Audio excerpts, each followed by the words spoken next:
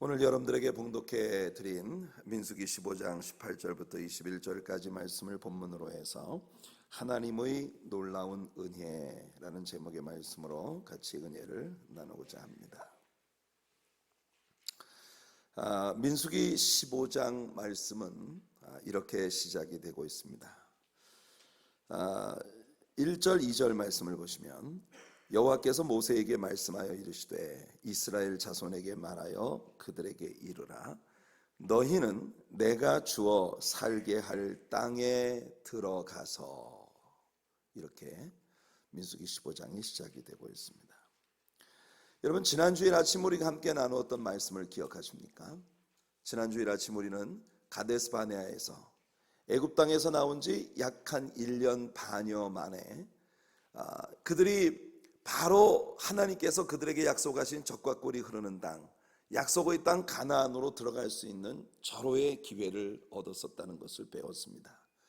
그러나 그들은 불행히도 하나님을 온전히 믿는 믿음으로 행하지 못하고 정탐꾼들을 보내 자기들의 눈으로 그 땅을 확인해 보고 어떤 루트를 따라 어떻게 진격해 나갈 것인지 그들이 결정하겠다고 하는 그런 아이디어를 가지고 왔습니다. 결국 40일 동안 가나안 땅을 정탐하고 돌아온 정탐꾼들이 부정적인 보고를 백성들 앞에 가져왔고, 그들의 부정적인 보고를 받고 백성들은 하나님 앞에 심히 원망하고 불평을 하는 그런 모습을 보았습니다. 이 부정적인 정탐꾼들의 보고는 이내 이스라엘 백성들의 마음 안에 두려움을 집어넣어 주었던 것이죠.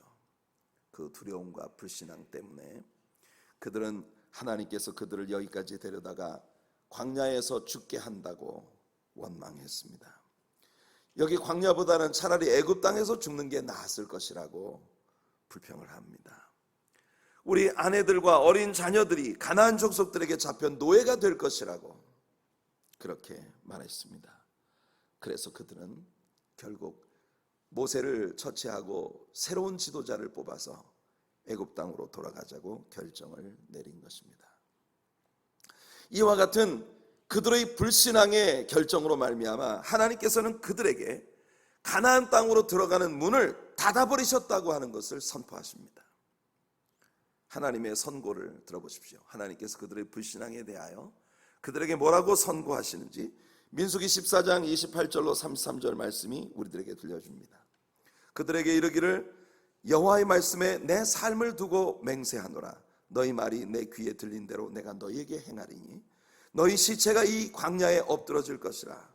너희 중에서 20세 이상으로서 계수된 자 곧 나를 원망한 자 전부가 여분네의 아들 갈렙과 눈의 아들 여호수아 외에는 내가 맹세하여 너희에게 살게 하리라 한 땅에 결단코 들어가지 못하리라. 너희가 사로잡히겠다고 말하던 너희의 유아들은 내가 인도하여 드리리니 그들은 너희가 싫어하던 땅을 보려니와 너희의 시체는 이 광야에 엎드러질 것이요 너희의 자녀들은 너희 반역한 죄를 지고 너희의 시체가 광야에서 소멸되기까지 40년을 광야에서 방황하는 자가 되리라. 여러분, 40일 동안 가나안을 정탐하고 돌아온 그 일수대로 40년 동안을 광야에서 방황하게 하겠다고 주님 말씀하십니다. 너희들이 원망하기를 우리는 가나안 땅에 들어가면 다 죽을 거라고 말했는데, 너희들이 죽을 거라고 말했던 그 가나안 땅, 그 가나안 땅을 너희들이 그렇게 미워했지만 너희가 걱정하는 너희 자녀들은 그 땅에 다 들어갈 것이고 너희들이 말한 대로 너희들은 그 땅에 들어가기 전에 이 광야에서 다 죽을 것이다. 여러분, 하나님의 이 선고가 떨어지자 지난 수요일 저녁 성경 여행을 통해 우리가 배운 것처럼 이스라엘 백성들은 갑자기 마음을 돌이켜서 자신들의 죄를 고백하고 회개하면서 용서해 주세요, 우리가 그 땅으로 올라가겠습니다, 이렇게 말을 합니다. 모세는 그들에게 가지 말라고 했습니다. 왜냐하면 하나님께서 함께 가시지 않을 것이기 때문에 너희들이 가나안 땅에 가서 전쟁을 한다 하더라도 그 전쟁의 결과는 뻔하다. 그런데 그들은 부득불 고집을 부리고 올라갔습니다. 어떻게 됩니까? 가나안 땅의 경비대에 완전히 패배를 당하고 말았습니다. 여러분, 이 광야 1세대는 하나님께서 그들에게 주셨던 믿음의 테스트에서 불합격을 했습니다. 그래서 광야에서 죽게 된 것이에요. 바로 이 순간입니다. 오늘의 본문이 이스라엘 백성들에게 선포된 것은 바로 그들이 시험에 불합격함으로 약속의 땅에 들어가는 문이 닫혀버렸다고 하는 청천벽력과 같은 하나님의 선고가 내려진 바로 그 직후에 오늘 이 민수기 15장이 시작되고 있는 것입니다. 하나님 말씀하십니다. 너희는 내가 인도하는 땅에 들어가거든. 한번 생각해 보세요. 방금 가나안으로 들어가는 문이 그들의 눈앞에서 팍 닫혀버렸어요. 여러분, 어떤 화가 난 사람이 문을 팍 슬램하는 것처럼 말이죠. 가나안 땅으로 들어가는 문이 그들의 눈앞에서 꽝 닫혀버린 이 순간 하나님께서 그들에게 말씀을 하십니다. 내가 인도하는 땅으로 너희가 들어가거든. 성도 여러분, 여기에 우리에게 주는 아주 중요한 교훈이 있습니다. 우리는 실패할 수밖에 없는 사람들입니다. 우리는 실패가 당연한 연약한 인생들입니다. 그러나 우리를 향하신 하나님의 약속은 절대로 변하지 않습니다. 우리를 향하신 하나님의 은혜는 절대로 그 문이 닫히지 않습니다. 우리를 향하신 하나님의 뜻, 우리를 향해 설정하신 하나님의 목적은 절대로 흔들림이 없이 늘 견고하시다는 것이에요. 성경 말씀의 여러 곳에서 우리 하나님은 그 뜻을 변개치 아니하신다는 것을 우리에게 들려줍니다. 이사야 46장 10절을 보면 내가 시초부터 종말을 알리며 아직 이루지 아니한 일을 예적부터 보이고 이르기를 나의 뜻이 설 것이니 내가 나의 모든 기뻐하는 것을 이루리라. 잠언서 19장 21절에 사람의 마음에는 많은 계획이 있어도 오직 여호와의 뜻만이 완전히 서리라. 시편 33편 11절 여호와의 계획은 영원히 서고 그의 생각은 대대에 이르리로다. 이사야 14장 24절 만군의 여호와께서 맹세하여 이르시되 내가 생각한 것이 반드시 되며 내가 경영한 것을 반드시 이루리라. 그리고 이사야 14장 27절에 만군의 여호와께서 경영하셨은즉 누가 능히 그것을 패하며 그의 손을 펴섰은즉 누가 능히 그것을 돌이키랴. 성도 여러분, 우리 하나님은 한 번 뜻을 정하셨으면 그 뜻을 변개치 아니하시고 그 뜻을 완전히 이루시는 분이시라는 것입니다. 하나님께서 아브라함에게 그의 후손들에게 이 땅을 주시겠다고 이 이스라엘 사람들이 애굽 땅으로 내려가기도 전에, 그보다 훨씬 전에 하나님은 벌써 아브라함에게 맹세하셨습니다. 이 가나안 땅은 내가 네 후손들에게 주겠다고. 그러니까 그 안에서 무슨 일이 벌어진다 하더라도 반드시 그 아브라함의 후손들은 이 가나안 땅에 들어오게 되고 이 땅을 차지하게 될 것이라는 것이에요. 하나님께서 경영하시는 모든 일들은 반드시 이루어진다는 것입니다. 하나님의 언약들은 실패하지 않고 반드시 성취되게 되어 있어요.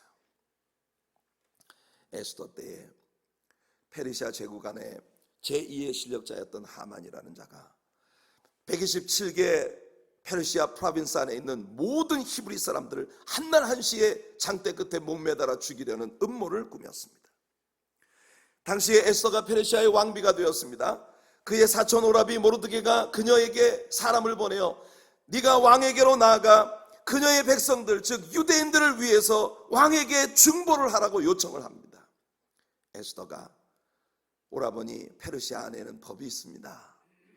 왕이 부르지 않은 사람이 함부로 왕 앞에 나갔다가 왕이 지팡이를 내밀어 그를 받아들여 주지 아니하면 그는 바로 경비대에 의해서 죽임을 당하게 되어 있습니다. 그래서 나는 나가지 못하겠습니다 라고 말합니다. 그때 모르드게가 에스더에게 이렇게 말합니다. 너는 왕궁 안에 있고 그래서 모든 유대인들이 죽임을 당하는 이 순간 너 혼자 안전할 것이라고 생각하지 말아라. 네가 만일 잠잠하면 하나님께서는 분명히 다른 손길을 통해서 우리 민족을 구원하실 것이다. 그러나 너의 집은 망할 것이라. 네가 왕후의 자리를 얻은 것이 바로 이때를 위한 것이 아니라고 누가 장담할 수 있겠느냐? 이것이 모르드게의 믿음입니다. 모르드게는 그 마음 안에 믿음이 있었습니다. 하나님께서는 그 언약을 반드시 지켜주신다는 믿음이. 성도 여러분, 우리에게 필요한 것은 바로 그 믿음입니다. 그래서 에스더에게 하나님께서 바로 너를 그 약속의 성취의 도구로 쓰시려고 지금 너를 그 자리에 세우신 것이라고 말합니다. 성도 여러분, 하나님께서 그의 영원하신 뜻의 성취를 위하여 우리들을 그의 도구로 사용하신다는 것은 얼마나 놀라운 특권입니까? 성도 여러분, 하나님은 오늘 이 아침 주님 앞에 함께 예배하는 우리 하나님의 사랑교회 성도님들에게 이 교회를 향하여 베푸신 하나님의 언약에 대한 성취를 위하여 저와 여러분들을 사용하시기 위해 우리를 이 자리에 세워주신 것입니다. 오늘 아침 우리 이상윤 장로님 대표 기도를 하시면서 그런 기도를 하실 때 제가 깜짝 놀랐습니다. 이 교회를 처음 세울 때부터 주셨던 하나님의 그 언약을 이루시기 위하여 저와 여러분들을 오늘 이 자리에 있게 하셨다는 거예요. 우리가 그 믿음을 갖는 것이 중요합니다. 여기 성벽이 재건되고 백성들이 거접되고 수많은 열방으로부터 많은 사람들이 하나님 앞에 예배드리는 그 꿈과 비전을 이 제단을 위해서 허락하셨는데 하나님께서 오늘 저와 여러분들을 그 비전을 이루기 위해서 이 자리에 세워주신 것을 믿습니다.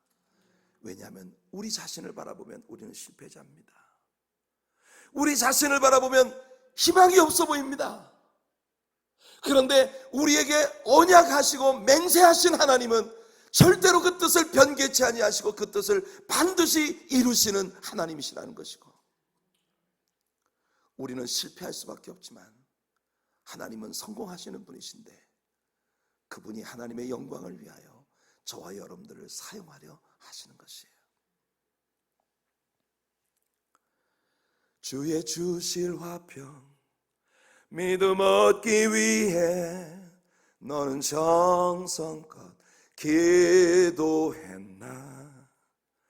주의 제단 앞에 모두 바치기 전 복을 받을 줄 생각 마라. 주의 제단에 산제사 드린 후에 주께서 내 마음을 주장하여 주의 뜻을 따라 그와 동행할 때에 영생 복락을 누리겠네. 오늘 하나님 앞에 우리 자신을 산제물로 올려드릴 수 있는 저와 여러분들의 삶이 되기를 예수님 이름으로 축복해드립니다. 우리 개인적인 좌절감과 실패에 대한 낭만과 안 된다고 하는 부정적인 생각과 광야에서 이스라엘의 1세대가 가지고 있었던 그 모든 생각들을 우리 주님께서 다 내려놓으시도록 요구하시고 계신 것입니다. 이 백성은 약속하신 땅에 반드시 들어가게 됩니다. 왜냐하면 그 땅에 들어가는 것이 그들의 자격에 따른 것이 아니라 그들을 향하신 하나님의 약속에 따른 것이기 때문입니다. 우리를 향하신 하나님의 맹세는 반드시 이루어질 줄로 믿습니다. 그것은 우리가 능력이 있기 때문이 아니라 우리를 향하신 하나님이 신실하시기 때문인 것이에요. 그래서 우리는 하나님께 우리 자신을 올려드리기만 하면 되는 것입니다. 성도 여러분, 40년 동안의 불확실한 광야의 방랑을 다시 시작해야 된다고 하는 이 절망적인 환경 앞에 서 있는 그들에게 하나님은 말씀하십니다. 내가 너희들에게 허락한 그 땅에 들어가거든. 들어간다는 이야기입니까? 못 들어간다는 이야기입니까? 들어간다는 거잖아요. 내가 인도해 드리겠다고 말씀하시지 않습니까? 이것이 우리를 향하신 하나님의 은혜인 것입니다.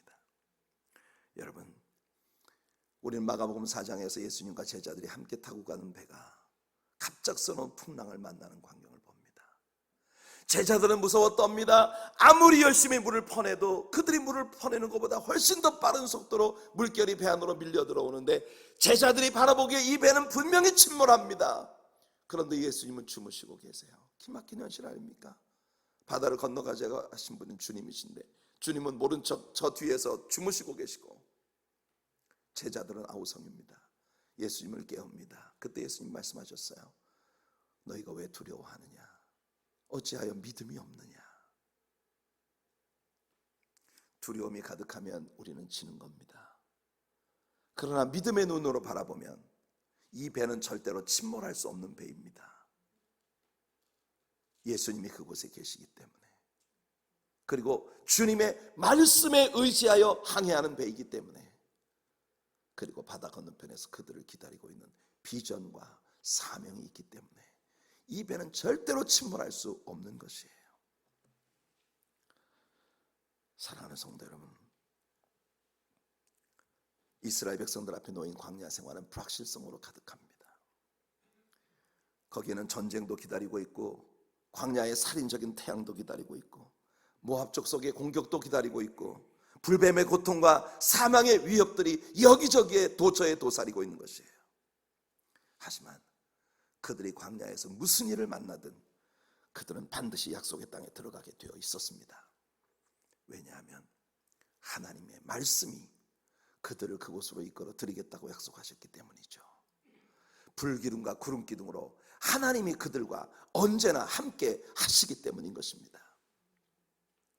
가나안 땅에 하나님이 약속하신 비전이 남아있기 때문인 것이에요. 저는 이것이야말로 우리 하나님의 놀라운 은혜의 표현이라는 것을 믿습니다. 성도 여러분, 잊지 마십시오. 이와 동일한 은혜가 오늘 저와 여러분들, 우리들에게도 나타났습니다. 때때로 우리들의 가장 절망적인 실패의 때에 사단은 우리에게 다가와 우리를 좌절시킵니다. 사단은 우리가 이 상황을 절대로 헤쳐나갈 수 없을 것이라고 장담합니다. 그러면서 우리들로 하여금 포기하게 만드는 것이죠. 여러분, 세상에 있는 모든 스포츠 가운데 거의 스포츠라고 말하기도 싫을 정도로 가장 잔혹하고 잔인한 경기가 UFC 같은 그런 격투기입니다. 여러분, 철망으로 되어진 펜타곤 안에서 정말 한 사람이 죽지 않으면 이 철망 밖으로 나갈 수 없을 것 같은 그 절벽 같은 그런 살벌한 공간에서 두 사람이 싸움을 해요. 그런데 말입니다, 그렇게 잔혹하고 잔인한 UFC 같은 그런 경기에도 룰이 있습니다. 그 룰은 뭐냐 하면, 일단 선수가 다운되면 절대로 공격을 해서는 안 된다는 것이죠. 여러분, 제가 어렸을 때, 고등학교에 다닐 때 같은 교회를 다니던 형님 중에 복싱 선수가 되기 위해서 아주 모든 것을 걸고 있었던 그런 형님이 한 분 계셨어요. 그분을 통해서 얘기를 들었습니다. 그분이 홍수환 선수가 경영하던 도장에서 복싱을 배우고 있었는데, 야, 진짜 불쌍해서 못 보겠어요. 그 체중 조절을 하기 위해서 뭘 마음대로 먹지도 못하고 얼마나 운동을 열심히 하는지. 근데 그분이 그런 얘기를 하더라고요. 복싱 선수에게서 제일 행복한 순간이 언제인지 아냐? 다운이 돼서 캔버스에 누워있을 때가 제일 행복한 순간이래요. 왜 그러냐 하면, 서서 싸울 때는 막 안 넘어지려고 안간힘을 쓰는데 정말 완전히 한 펀치 맞고 캔버스에 딱 들어 누우면 그때부터는 이제 그만하자, 모든 것을 포기하는 그 순간, 그 순간이 세상에서 제일 평화롭고 행복한 순간이라는 거예요. 어쩌면 오늘 이곳에 있는 여러분들 가운데 어떤 분들은 더러 캔버스 위에 벌렁 들어 누워서 이제 다 끝났어, 이제는 그만 쉬자, 모든 거 포기하고 다 내려놓고 이제는 그만 쉬자 라고 생각하고 계신지도 모르겠습니다. 그래서 저는요, 최근에 우리 신자들에게 내려놓음이라는 유혹이 세상에 있는 어떤 유혹보다도 무섭다는 생각을 하게 됩니다. 한때 내려놓음이라는 것이 우리 크리스찬들에게 굉장한 영향을 미치는 아주 좋은 가르침이었어요. 근데 그 내려놓음의 의미는 뭐였느냐 하면, 하나님 앞에 내가 가지고 있는 교만, 아집, 옛 자랑들, 하나님 안에 들어오기 전에 내가 과시하고 싶었던 그런 모든 인간적인 것, 바울 사도가 과거에 가지고 있었던 모든 자랑거리들을 배설물처럼 여기고 예수님 앞에 다 버렸던 것처럼 그런 모든 자아를 내려놓는 것이 바로 내려놓음의 원리예요. 그런데 이 내려놓음이 교회 안에 유행이 되고 난 다음 너무나 놀라운 방향으로 이 내려놓음이 전개되고 있습니다. 어떤 거냐 하면 성도님들이 하나님께서 자신에게 주신 사명을 너무 쉽게 내려놓는다는 거예요. 어느 날 성도님이 제게 와서 말합니다. 목사님, 저 다 내려놓기로 했어요. 뭘 내려놓기로 했는데요? 하나님이 주신 사명을 다 내려놓기로 했어요. 그 왜 내려놓습니까? 이게 너무 감당하기 어려워서, 내가 너무 힘들어서 억지로 이걸 감당하려고 애를 썼는데 이제 다 안 되니까 다 내려놓기로 했어요. 이건 내려놓음의 원리가 아닙니다, 여러분. 예수님은 우리에게 말씀하십니다. 주님을 따르는 일이 결코 쉬운 일이 아닐 것이라고. 그래서 예수님은 우리에게 뭘 요구하십니까? 날마다 내게 지어진 십자가를 지고 자기를 부인하고 나를 쫓을 것이라고 말씀하시는 것이에요. 우리는 하나님께서 우리에게 맡기신 사명들을 너무 쉽게 포기하는 경향이 있는 것 같습니다. 근데 중요한 건 뭐냐 하면 그렇게 우리가 처절하게 다운이 되어 있을 때 사단은 그때부터 공격을 시작한다는 거예요. 정말 비열하고 나쁜 놈입니다. 정말 나쁜 놈이에요.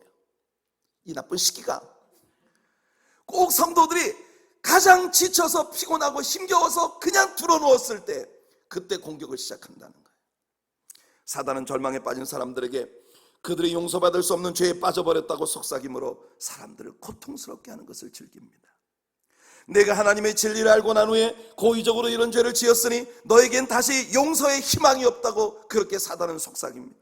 사단의 최고의 희망은 여러분이 스스로 하나님께서 나를 포기하셨다고 생각하게 만드는 것이에요. 시편 3편 2절을 보니 다윗이 말합니다.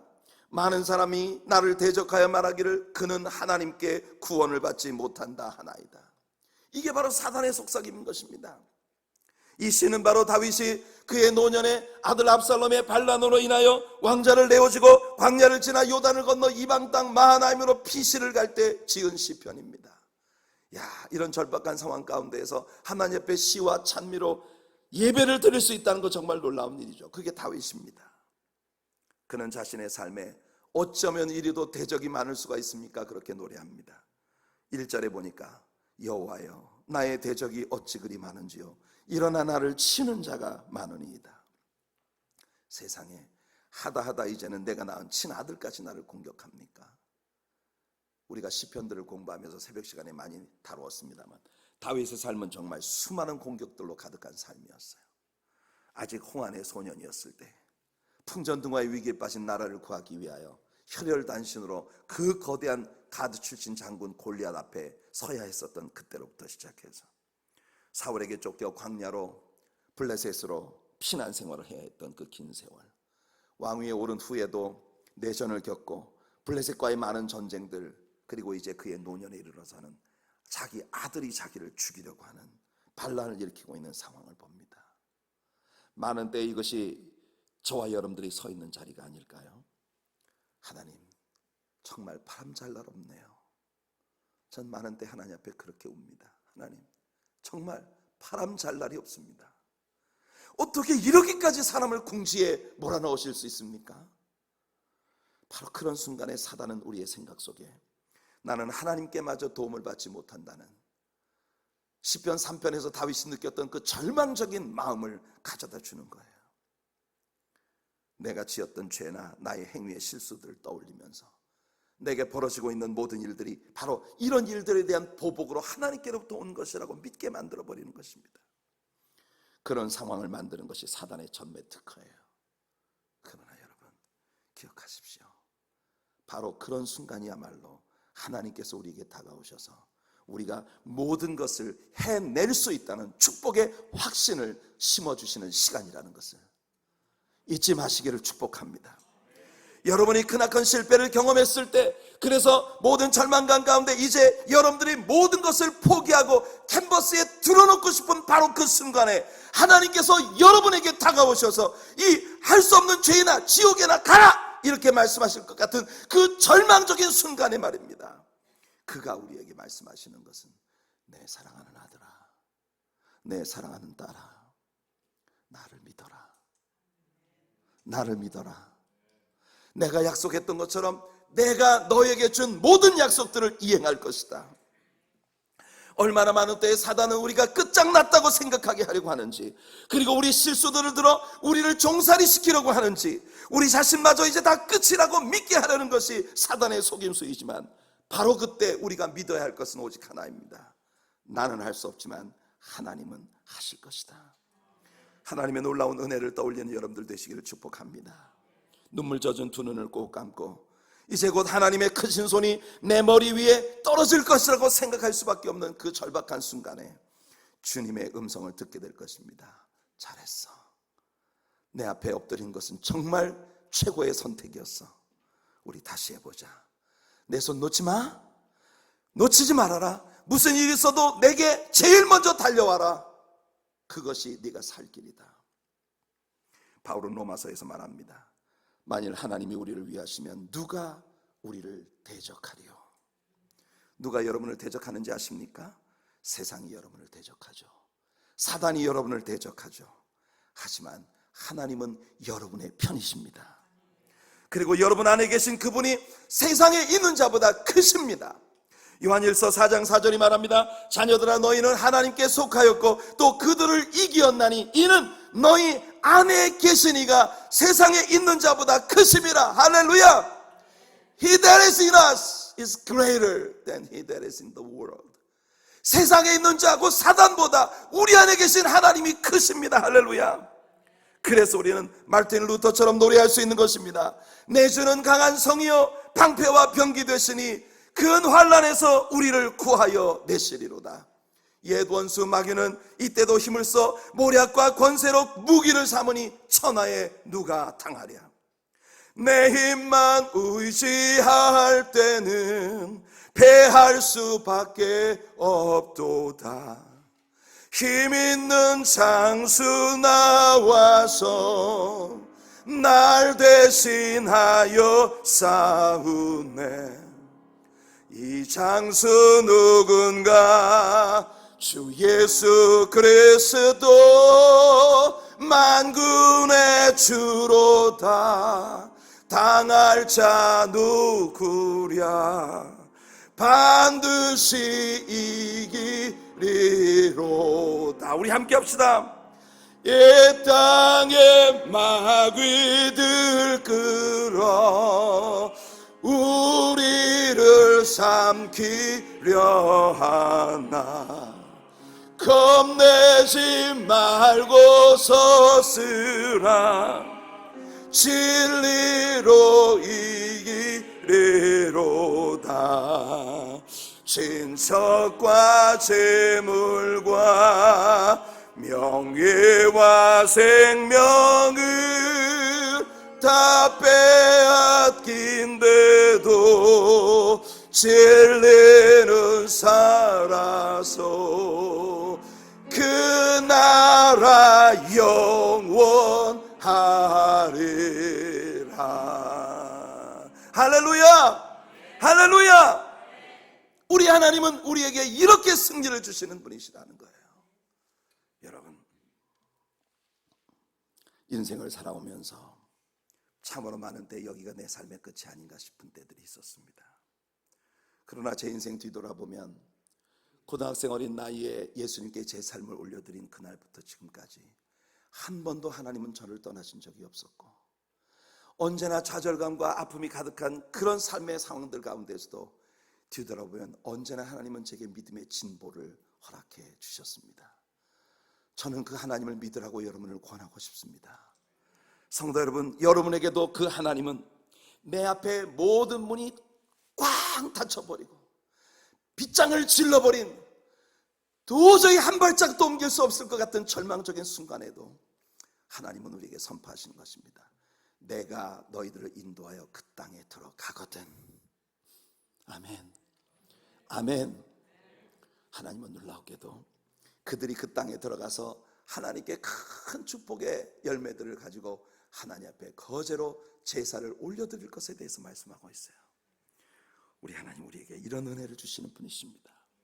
로마서 11장 33절에 말합니다. 깊도다 하나님의 지혜와 지식의 풍성하며 그의 판단은 헤아리지 못할 것이며 그의 길은 찾지 못할 것이로다. 하나님의 지혜와 지식의 풍성함과 그 은혜의 성품은 우리가 감히 헤아리지 못할 깊이를 가지고 있다는 것입니다. 그 깊은 은혜와 사랑으로 여러분의 모든 것을 아시는 주께서 여러분들 축복 가운데 인도해 가시고 계십니다. 우리 같이 찬양